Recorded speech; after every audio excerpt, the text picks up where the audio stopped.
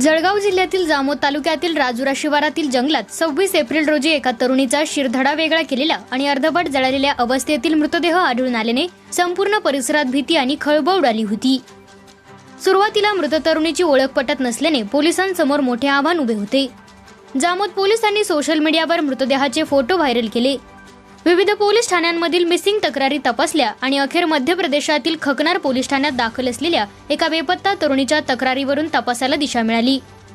मृत तरुणीचे नाव शिवानी बापूराव कळमेकर असल्याचे निष्पन्न झाले। तपास जसजसा पुढे गेला तसतसे या प्रकरणातील सत्य अंगावर काटा आणणारे ठरले। पोलिसांनी शिवानीचे वडील बापूराव कळमेकर यांच्यावर संशय घेत त्यांना ताब्यात घेतले। सुरुवातीला शांत आणि निर्विकार दिसणाऱ्या बापूरावने पोलिसी खाक्या दाखवताच अखेर गुन्ह्याची कबुली दिली।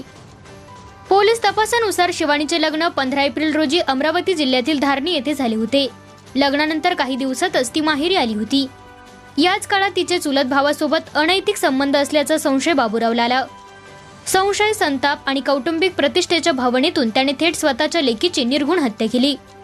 आरोपीने शिवानीचे शिर धडावेगळे करून मृतदेह जंगलात फेकला। एवढ्यावरच न थांबता पुरावे नष्ट करण्यासाठी मुंडके जाळून टाकल्याची धक्कादायक माहिती चौकशीत समोर आली आहे। या घटनेने संपूर्ण महाराष्ट्र हादरला असून जन्मदात्याचा जल्लाद बनलेल्या या घटनेची सर्वत्र संतप्त चर्चा सुरू आहे। पोलीस पुढील तपास करत असून या प्रकरणातील इतर बाबींचाही शोध घेतला जात आहे।